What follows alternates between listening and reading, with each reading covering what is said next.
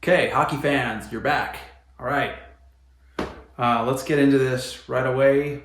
Donning the different jersey today, as you can see. Got an old school Fedorov. Many of you may not have known that Sergei Fedorov was a Duck for a while, so those were cool days. Anyways, let's jump into it. We've got some NHL news I want to talk about. Primarily, I want to start with kind of some injuries. There's a lot of injuries. Big name players that are having obviously some injuries that are keeping them out of preseason and training camp and that kind of thing. Some are long term, some will hopefully be a little bit more short term, but there's some big names. Just going through to start the Caps. The Caps have a lot, Washington Capitals, they have a lot of injuries that are kind of like concerning for them, being that they're pretty significant pieces of that team. Carl Hagelin, he's injured. He's got a left eye injury, but I think he's still going to play preseason and get himself ready. Apparently, he's got a left eye issue that's causing some vision issues. But TJ Oshie, he's also something's going on with him. I'm not sure exactly what's going on, but he is skating now, so I think that's okay. He'll be fine. Tom Wilson, that's a big one. Tom Wilson had surgery on May 24th. And it was left knee surgery, and may start at the beginning of the season, may not really sure, but that's kind of a significant deal. The biggest one is Nick Backstrom. He's got left hip surgery is what he had, and he's a big part of that team. That's going to be a big missing piece to moving forward. He missed some time last season as well. And when he was playing for the Caps, after he missed a portion of the beginning of the season last year, he put up great numbers. Nick Backstrom's he's a big part of that team. That's going to be a big loss for them, depending on how that goes. So Penguins have some injuries. Jeff Carter, upper body injury, not a big deal. Detroit's got a couple. Tyler Bertuzzi and Oscar Sundqvist, they're day-to-day. I'm sure they'll be fine. But some other injuries, some notable injuries. Pacioretty, Carey Price, Anthony Duclair of Florida. And then the big one I thought was Robin Lehner. Robin Lehner's out for the season. He was brought in by Vegas to basically be the number one guy. So as a Ducks fan, I like hearing things like that. As an NHL fan, that's unfortunate for the Vegas Golden Knights because he is their number one guy. That's what he was brought there to be. So just wanted to touch on that. So big names, a lot of injuries, a lot of weird stuff going on. So hopefully these guys can get healthy and start playing. So moving on. I wanted to talk a little bit about the Seattle Kraken. The Seattle Kraken are second year, sophomore season for those guys. They had a pretty bad year to start off. Kind of expected that. They didn't have the fortunate, what was it? The Vegas Golden Knights and how they were the only team and Seattle was too. So I stand corrected, but. The Seattle Kraken didn't have as good a season as the Vegas Golden Knights did in their inaugural season. And I know that's kind of what they were hoping to do, kind of pull off another Vegas Golden Knight type of deal. But the Seattle Kraken sophomore year, they made some really, really, really, really good additions and changes to their team in the offseason. They've got some really good draft picks in the last year in 21, Matty Beniers. That guy's going to be an awesome player, probably a franchise player for them. And then, of course, they picked up Shane Wright. Shane Wright dropped from what everybody thought was going to go first overall down to fourth overall. Seattle grabbed him. So can't say enough about what Seattle's done in the draft in the last couple of years with Beniers and Wright. Then they added some really key pieces as far as adding Burakovsky in the offseason. Dude, that's huge. That's somebody I would have liked to have seen come to the Ducks. You know what I mean? Bjorkstrand and Schultz. Justin Schultz, Ducks fans know. He's kind of, every time we see Justin Schultz on the ice, we boo. Why is that? Well, Justin Schultz was drafted by the Ducks, and he was basically kind of one of the future of our defense. We was highly touted. I really liked the guy, and I was really, looking forward to watching him become a Duck long term. Now, he's jumped around from different teams. The reason the Ducks fans don't like him, he bailed on us. He decided not to sign with us. It was kind of a weird thing, but he bailed. So Ducks fans, they remember that. Every time they see him on the ice, he touches the puck, they call his name, you name it, they boo him. But Justin Schultz, regardless of what we feel about him as a Ducks fan, he's still a good defenseman. He's a good puck-moving defenseman. He can skate well, and he can put points on the board. 4 goals, 19 assists last year. So definitely, that's a good addition for Seattle on the back end. But they've added some really key pieces, and I'm impressed. Seattle's going to be way better this year. I think the biggest thing for Seattle is going to be their goaltending. They brought in Grubauer. He didn't really perform as well as they were hoping. A lot of that was probably just because it's the first-year team. When you're an expansion team like that, you're not usually fortunate enough to have what other teams have on the back end and what they're able to do. So, long story short, I think that the guys in front of him just didn't play well enough, so Grubauer suffered his stats-wise. Because he only had, he was 18, 31, and 5 as a record, 3.16 goals against average. Not so good. You want to stay below 3. Round 2 is ideal, right? And then an 899 save percentage. So he was below 900 on the save percentage, which again is not very good. But I think he's going to have a bounce back year. In fact, he's got to make Seattle successful this year. They're going to have a lot better season than they did in that first inaugural season. I guarantee it. They've added some really good players. So, but the Seattle Kraken, kind of a cool team. I kind of like them. I like the logo. I like Seattle. So I'm rooting for them, even though they're in the Pacific Division with the Ducks. I'm rooting for Seattle to improve and get better, and that kind of thing. So moving on, let's just talk Ducks. Let's get right into the Ducks. That's my favorite team, of course. Wow, the biggest reason I talk about hockey is Ducks hockey. I wanted to touch on something that I thought was strange.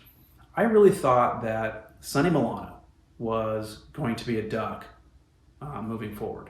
I didn't think he'd sign long term, but I thought he would at least sign another year, maybe a small 2-3 year contract. And the reason I thought that is because he had really good chemistry with Trevor Zegras last year. Ducks fans remember they really worked well together. They were buds out there, and I think Sonny Milano benefited big time from a Trevor Zegras who was a playmaking guy and can see the ice so well. So I was really surprised to see Sonny Milano not get a qualifying offer from the Ducks, and basically they were saying, "Hey, we're done with you." Sam Steele was another one of those players that we didn't, offer qualifying offer for, and I'm okay with that. Sam Steele to me last year was the year where, hey, if you don't prove yourself this year, the Ducks are better off just letting you go. So I hope he has success in Minnesota. I think that's where he is now. I think he signed a 1-year deal with Minnesota. Good luck, Sam. But, anyways, the Sonny Milano thing I don't know. I didn't think that was something Verbeek should have done. I think Milano was worth keeping. But we'll see. Hopefully he does good. He signed a PTO with the Calgary Flames of all teams. Another, rival team, I guess you could say. So Sonny Milano may end up being a Calgary Flame. So anyways, Mason McTavish. I haven't really talked too much about him. Previous video. I want to talk about Mason McTavish. I mean, anybody that's a Ducks fan, hockey fan in general, knows that Mason McTavish had an epic year last year. I think he played for 6 different teams, the international stage, Olympic hockey.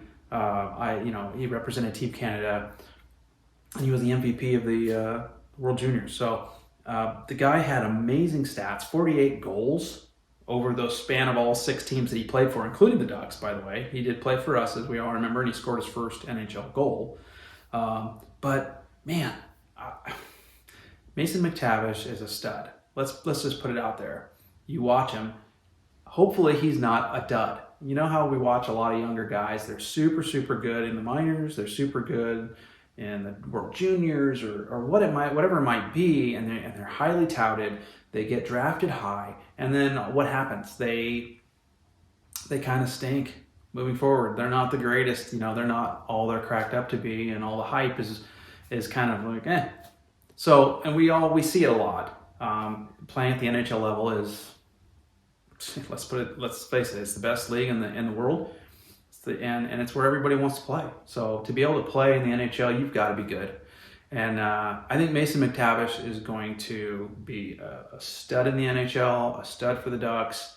I think he's ready. He's a big kid with the amount of exposure to international and playing with the big boys in the minor leagues, a little bit with the Ducks. I think Mason McTavish is going to jump right in this year and be an absolute stud. At least I hope so, right? But I really feel good about Mason McTavish. So anyways, I wanted to touch on him because of how amazing he is and where he'll fall in the lineup. I really kind of hope that the Ducks down the middle keep where they're at, put McTavish on the wing. That to me would be the best. I like our centers with Zegras, Strome, Lundestrom, Derek Grant. I like those guys where they're at. I kind of want to keep that the way it is. But Matt McTavish will probably end up moving into a center position. I think that's his naturally playing position, so he probably will at some point. But I think if he makes the team in training camp and whatnot, and they want to keep him around, put him on the wing, and him and like a Ryan Strome type combo, or even Zegras, you never know. That would be fun to watch. So anyways, Mason McTavish, glad you're a Duck. Go Ducks on that one. I wanted to touch real quick on preseason and training camp. Training camp started last Thursday. Things are moving along. The first preseason game is coming up. It's actually today at 3 o'clock Pacific time. So I'm looking forward to seeing what happens there. So by the time this video comes up, it won't be today, but hopefully this video will be up tomorrow. Or maybe later today, but either way, Arizona tonight, Sunday, September 25th, and then they've got some games. Just real quick, I'll look, the 27th, Tuesday, Sharks, the 28th, Arizona, again, Friday, September 30th, the Sharks. That's going to be a split squad gig, so I think there's going to be 2 games with the Sharks, 2 different, Ducks, as they split them up. Then Sunday, we're getting into October now, there's 3 games, all against the Kings. October 2nd, the 4th, and the 8th. Those are the last 3 preseason games, all against the Kings. And then the regular season starts, people. NHL, I can't wait. It's the offseason's so hard. It's hard to, you want to watch as much as you can, but really there's nothing to watch except news. Who got traded, who got signed, that kind of thing. Can't wait. Hockey's starting soon. Regular season starts October 11th, which is only 2 games playing. And then the 12th is when the Ducks play, and then everything really, really kicks off. So Ducks' first regular season game is at Honda Center, guys, October 12th against, guess who? Seattle Kraken. So that's going to be a good one. Touching real quick on just some of the preseason games that I know on the 24th, some final scores. I just want to give you a quick rundown on some of that. Not a huge deal. Ottawa and Toronto played a couple of split squad games. Ottawa, they won one of them 4-2, and then the other one was Toronto 4-1 over Ottawa. So not a big deal. Preseason's not a big deal. I've watched the Ducks and other teams tank in the preseason. You're just like, oh god. And then when the season starts, totally different. It's really just a matter of evaluating players, figuring out line combinations, that kind of thing. It's just total evaluation. I don't take it for much. It's nice to see them be successful, your team, my team, the Ducks.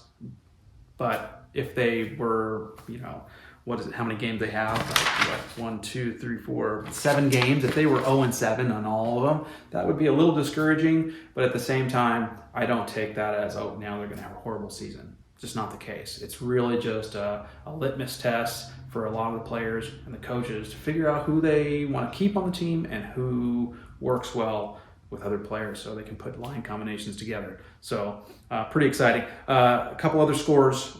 Flyers beat Boston 2-1 and the Blues beat the Coyotes 5-4. So not a big deal, but I'm super excited, guys. Go Ducks, as always, and we'll see you soon, okay? Don't forget, like and subscribe down below. Huge. Thanks, guys.